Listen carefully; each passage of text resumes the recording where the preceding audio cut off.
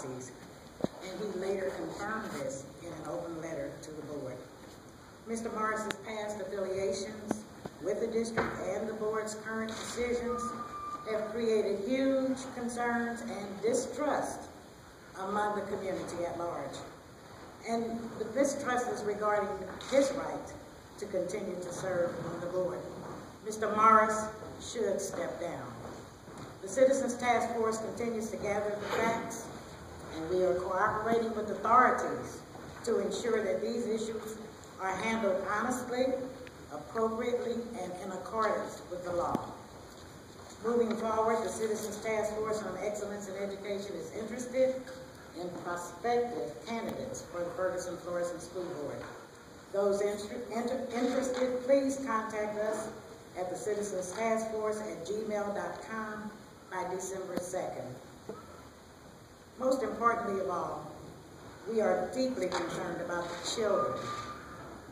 children of this district, and the reports of the negative effects that this prolonged leave is having on their ability to remain focused and encouraged in the absence of Dr. McCoy. On their behalf, we are looking forward to a speedy resolution to this matter. And I'd like to call forward Pastor Clark and Dr. McCoy.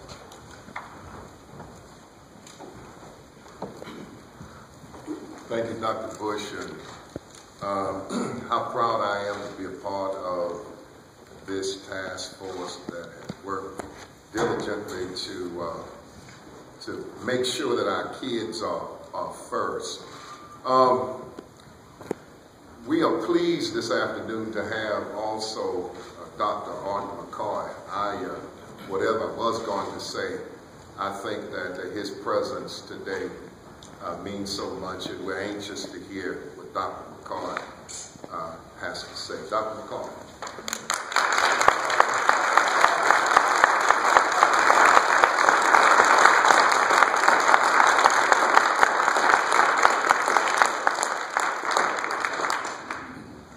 First, I want to give honor to God, who's the head of my life. Amen. Amen. Without whom nothing is possible, and with whom all things are possible. I want to thank every organization.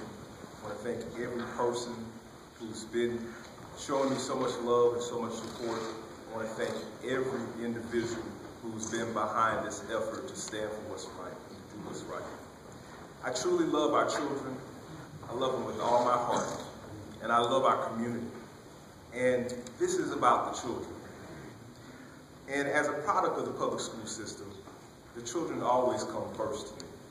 They always come first.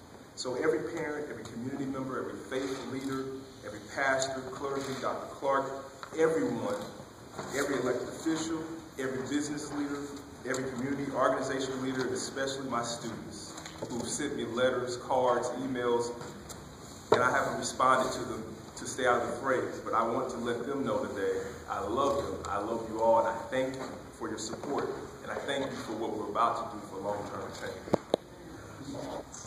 People are standing up, and I thank you all for standing up. I thank you for speaking out. I thank you for showing up. And you've done this in a manner that's been dignified, intelligent, just like the classy people that we always are.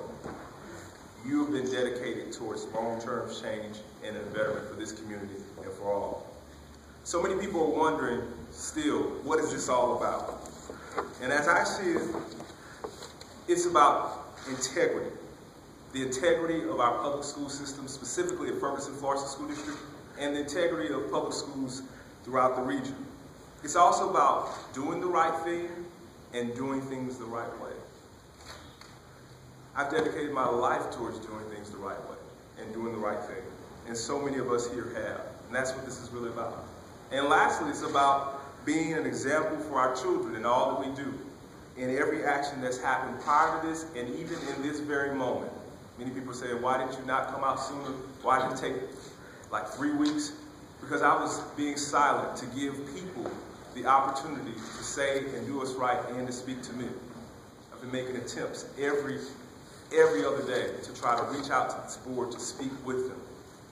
And not one reply has been given back to me. at all. But I'm not as concerned about that as I'm concerned about moving at the speed of the need for our children. Amen. Amen. That is what this is all about. We are a public school system in Ferguson, Florissant, and throughout, but we are learning right now that we are only as strong as our public. And the public is engaged, they're enlightened, and they're empowered to do something about what this system is doing right now to me, but not just me, but to countless children in Ferguson, Florissant, and outside of it. Yes. And as a product of the public schools, as a student from Riverview Gardens from K through 9, that also then had a choice my parents made to send me to another school, to Rockwood School District. This is deeply personal to me and personal to countless children, countless parents, countless community leaders, and I refuse to not stand for what's right. Amen. We are the people. We know the answers. We have the solutions. Now we need the skill and the will as educators and as leaders in school systems and as citizens to demand excellence and the best for every child. That is why this is a civil rights issue. Education is the 21st century civil rights issue. Yes. It is. And this very example shows you the struggle. This is the struggle. Just when something is going excellently, going well, having the highest standards, having private funds donated to any child that crosses the doors, then the struggle begins for people who will bridge gaps of the heart, head, and hand versus put barriers towards hearts, heads, and hands. And so the struggle to me is simple. It's about doing the right thing and doing things the right way for our children. Either you have integrity or you don't. I've lived a life of integrity, and my actions have shown integrity. And I am showing it even more in this situation by showing respect, responsibility, and restraint. Either you love children or you don't. And I love children. Go ahead. I love all children. Black, brown, white, all children. Yeah. And I love them even stronger because of this situation. Either you stand for what's right or you don't. Yeah. I choose to stand. Go ahead. I choose to stand for what's right, and I'm compelled now to stand even stronger. I choose always to do the right thing, choose to do things the right way with integrity, dignity, and appropriately through established policies, procedures, and best practices. The claims that the board is making, I have no knowledge of them. No knowledge of them. The board is making claims that I'm learning through the media. They're not communicating to me directly, nor even responding to my attorneys as they call. The letters we sent asking to welcome conversations have been unresponded to me. I've received no response from the board. The board has refused my attorney's request to even share the claims that they're making that are improper to DESE. DESE's process allows schools to make sure that they review the embargo data and to make any corrections to errors that were identified, all the way through August. It allows for verification and corrections. That's a normal part of the DESE process, the Department of Education process. So I'm asking the board to contact me, and have been, to tell me exactly what it is that they wish to know and what are they looking for. I have not gotten any responses. And since being suspended on November 6th, I have not been contacted by the board for any purposes regarding that suspension. Not on the meeting prior to that, nor in the meeting after that. This situation is not my creation, but I happen to be caught up in this situation. And the board has their private reasons for what they're doing. But that does not matter to me as much as the children do, and the community, and the staff. Yes, sir. Any CEO or business owner knows that you never act in a way that tears down the trust, that destroys the confidence of a business or an organization, that angers thousands of stakeholders. Yeah. Anyone knows that you don't do that. And then send out regular press releases to do so? That's a lack of integrity to the system and the people within it. It's not even about me. It's about the people within it that they represent. Any superintendent or school leader knows that you don't cause a disruption to the learning environment. Not mid-year, not at any time. You don't disrupt children from doing their responsibility to come, grow, learn, and be the focus of all that we do. Any educator knows that. You don't put a dark cloud over hard-working bus drivers, secretaries, a dark cloud over teachers, administrators, people who are just trying to do what's right to serve, nurses who are serving people, counselors, therapists. You don't put a dark cloud over them, and especially over our children who are asking to speak up, stand up, and say things, and are being told, no, you can't even have a conversation about this in class. It's according to emails that are being sent from students. And after asking the board for over 3 weeks to discuss this with me to solve this immediately, I came to the conclusion that it became clear they don't want to do so. And so I chose to speak up and speak out. I chose to say that the children matter most. I'm here to say that across this state and nation, this is happening to children everywhere where they're not being put at the focus of education. Yeah. And we want to make sure that that changes. What grieved me most during this period was not what happened to me, but that 2 children from Ferguson were hit by a car.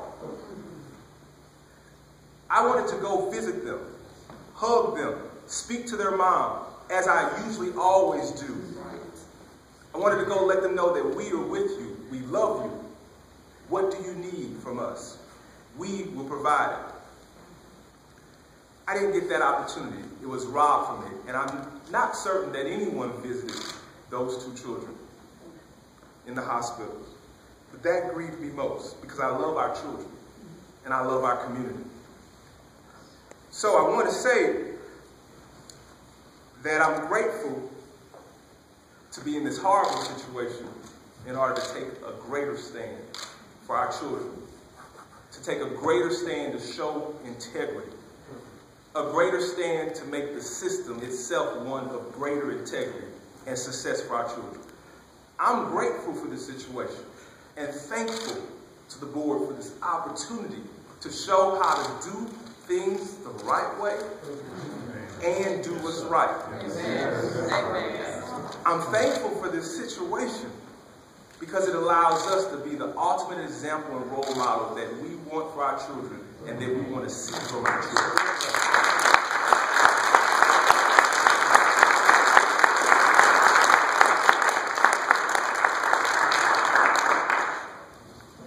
I'm grateful that I got a call from 2 representatives to say, please come and advise us from January through June on laws that the state should write to improve the public school systems for the state of Missouri. I'm thankful for that. I'm thankful for some local universities saying, help teach our principals and our superintendents that want to be superintendents, inspiring people how to stand for what's right and what to do. I'm thankful for that. And as I've said over and over again, I'll state it again, we're in a war against ignorance. Yeah.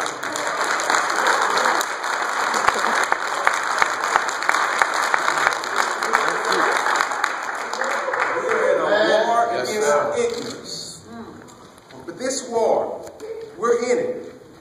This is a systems issue. And this school system, like any house, the biggest room in our house in this school system is the room for improvement. We need improvement for our children, for our region, for the nation. Education must improve. It's bigger than me. And I want to share that education is enlightenment, empowerment, engagement of all. And when you enlighten, empower, and engage, truth and justice shall prevail. Go ahead. Go ahead.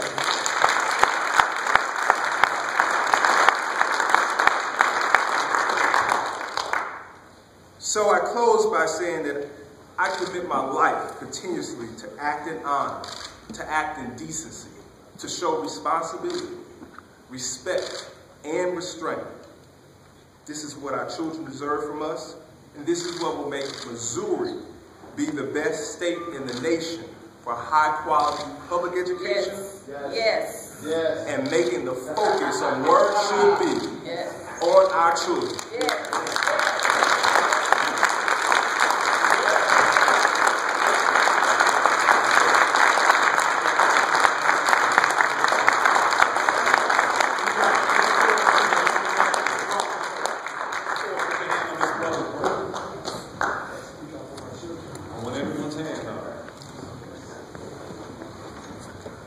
Pastor, can I get a verse? We told God our Father, we come to you now on behalf of an issue that is near and dear to our hearts, and that is the education of our students, and a man who has proven to love them and want to do the best for them. Give him strength and give him courage. History has shown us whenever one rises among us that seeks to strengthen us, there's always the other side who wants to take that away, burn it up, and destroy it. And so, Lord, we pray now that we stand together and make sure that once and for all, this will not happen in this situation. Bless Dr. McCoy in a special way. In Jesus' name we pray. Amen.